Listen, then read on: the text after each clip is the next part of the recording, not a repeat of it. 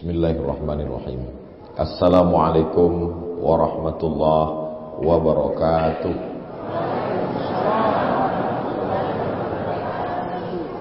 Memang cantik batu manikam kalau dipakai di hari Jumat. Dari bunyi sambutan salam nampaknya banyak yang puasa sunat. Apa kabar bapak-bapak, ibu-ibu, sehat semua? Alhamdulillahirabbil alamin. Allahumma salli ala sayyidina Muhammad wa ala ali sayyidina Muhammad. Laisa minna, tidak dianggap sebagai umat Nabi Muhammad sallallahu alaihi wasallam. Man lam yarham saghirana, tidak sayang kepada yang muda-muda. Wa lam ya'rif syarafa kabirina, tidak hormat kepada yang tua-tua. Anak-anak muda, semua jamaah, kita berbangga pada hari ini berkumpul di masjid yang megah, yang cantik dan indah. Yang tua-tua, panjang umur, sehat badan, barokahnya melimpah kepada kita. Jamaah yang dimuliakan Allah Subhanahu wa taala. Dalam sejarah Islam itu paling tidak menjaga ada 5 kebersihan. Yang pertama adalah kebersihan badan. Karena orang yang badannya tidak bersih, maka sholatnya tidak diterima Allah Subhanahu wa taala. Bersih dari yang nampak namanya najis. Bersih dari yang tidak nampak namanya hadas. Ketika orang berwudu, nawaitu raf'al hadas. Orang berwudu, najis tidak ada, bersih, tapi ada hadas kecil. Sedangkan orang yang mensucikan diri dari kotoran, itu dari najis, kelihatan oleh mata, oleh benda, nampak. Yang tidak nampak, hadas. Orang Islam suci dari hadas, suci dari najis, maka badan bersih. Laula an asyqa ala ummati, kalau tidak memberatkan bagi umatku, la amartuhum bisiwak, aku suruh mereka bersiwak, gosok gigi inda kulli shalah.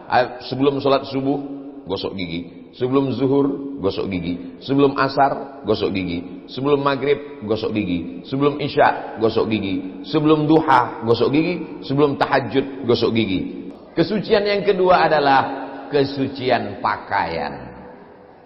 Allahu Akbar. Bismillahirrahmanirrahim. Alhamdulillahi rabbil alamin. Ar-Rahmanirrahim. Selesai salat,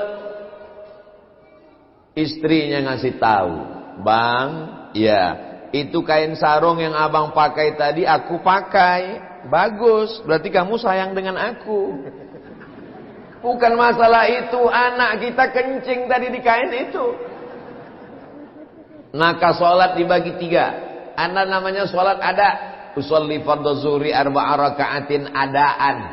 Ada sholat yang diulang, ada sholat yang diganti karena terlupa, karena tertinggal. Usolli fardhu zuhri 4 raka'atin qadaan. Ada sholat yang sudah terlaksana, tapi sholatnya tidak sah karena tidak cukup syarat. Itulah dia orang yang sudah sholat tapi kainnya ternyata ketahuan bernajis setelah sholat. Istrinya ngasih tahu, itu kainnya tadi kena kencing, salatnya mesti diulang. Usolli fardhu zuhri 4 raka'atin i'adatan. Kesucian yang kedua adalah kesucian pakaian.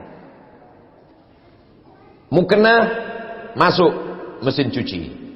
Kain sarung masuk mesin cuci. Kemeja masuk mesin cuci. Isi air, isi deterjen, pencet. Habis itu langsung jemur. Belum tentu kain itu suci. Bersih, ya, tapi belum tentu suci. Kenapa? Karena ada kencing, kain, celana anak yang kena pampers bocor masuk ke dalam. Maka satu kain kena kencing, semuanya berubah menjadi najis.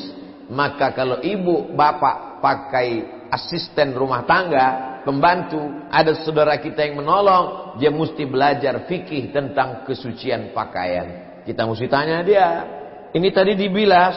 Tidak. Kenapa kamu tidak bilas pakai air suci? Air kita banyak. Karena korban iklan, sekali kucek tanpa bilas.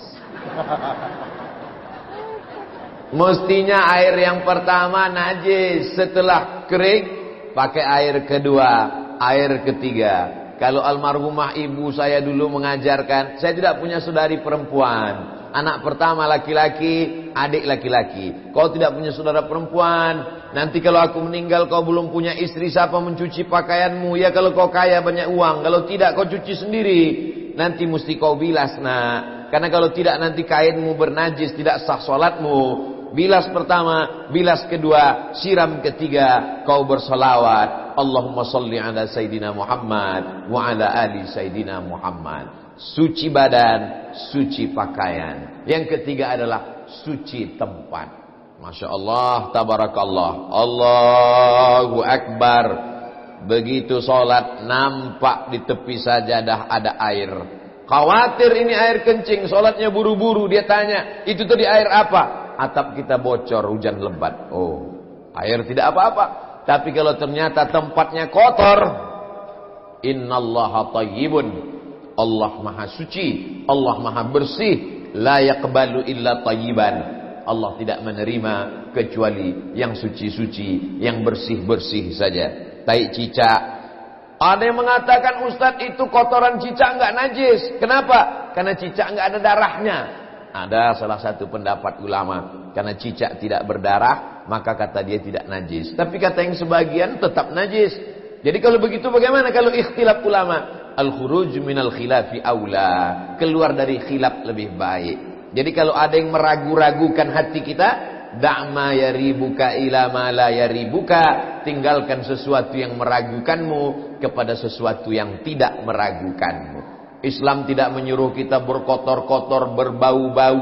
Makanya dalam hadis dikatakan, man akala basalan, siapa yang makan bawang merah, au sauman, makan bawang putih, falyatazil, maka tinggalkan, jangan dekat-dekat dengan masjid kami. Kenapa? Karena baunya mengganggu orang yang sholat. Habis makan bawang merah, bawang putih, mentah, belum gosok gigi, sholat sunat, ayatnya kul a'udzu birabbin nas. Bayangkan bagaimana tersiksanya kawan di sebelah.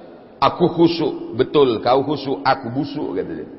Jamaah yang dimuliakan Allah Subhanahu wa taala, suci badan, suci pakaian, suci tempat. Tapi ini yang zohir-zohirnya saja. Ada yang lebih halus daripada itu. Itulah yang keempat, suci hati. Hati ini mesti disucikan. Di antara yang merusak hati kita adalah hasad. Makanya setiap hari kita baca, wa min syarri hasidin idza hasad. Ya Allah, sucikan kami dari penyakit hasad ini ya Allah. Amin. Yang kelima yaitu bersih rezeki. Rezeki kita mesti dibersihkan dengan yang pertama zakat, yang kedua wakaf, yang ketiga yang ketiga wakaf. Zakat, wakaf, infak, sedekah. Zakat, wakaf, infak, sedekah. Jamaah yang dimuliakan Allah Subhanahu wa taala, maka pedagang itu sedikit banyak pasti ada yang kotor dari rezekinya karena timbangan. Satu surat khusus dalam Al-Qur'an tentang timbangan.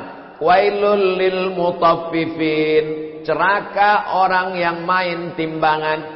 Alladzina idza talu 'alan nasi yastawfun. Kalau dia beli beras, beli cabai, beli bawang, beli ikan, dia timbangannya mesti penuh. Ada ibu-ibu baca Quran matanya enggak jelas ngelihat surat Yasin, tapi kalau ngelihat timbangan jelas. Ibu-ibu yang seperti ini bagus, mantap, lanjutkan. Kenapa? Karena dia menjaga orang dari kecurangan. Ada orang di tempat kami menanam kebun kelapa sawit. Setelah itu dipanen sawitnya, di antara tandan yang besar dengan tandan yang kecil beratnya sama. Tandan besar 50 kilo, tandan kecil 50 kilo. Kita pun duduk di timbangan itu 50 kilo juga. Karena memang sudah di setel. Ada orang berkebun karet di tempat kami, begitu karetnya ditimbang, kecil karetnya, tapi berat sekali. Pas dibelah, rupanya batu bata di tengah. Man ghasyana falaysa minna. Siapa yang menipu kami, bukan golongan kami.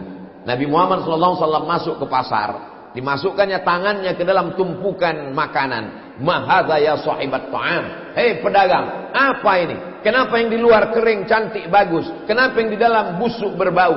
Ashabahul matar, kena hujan ya Rasulullah. Karena kena hujan basah di dalam, lalu aku tutupi dengan yang kering. Kata Nabi, man ghasyana falaysa minna. Siapa yang menipu bukan umat Nabi Muhammad sallallahu alaihi wasallam. Jadi kalau kita jaga yang 5 ini, kebersihan badan, kebersihan pakaian, kebersihan tempat, kebersihan hati, kebersihan rezeki, maka insyaallah hidup kita akan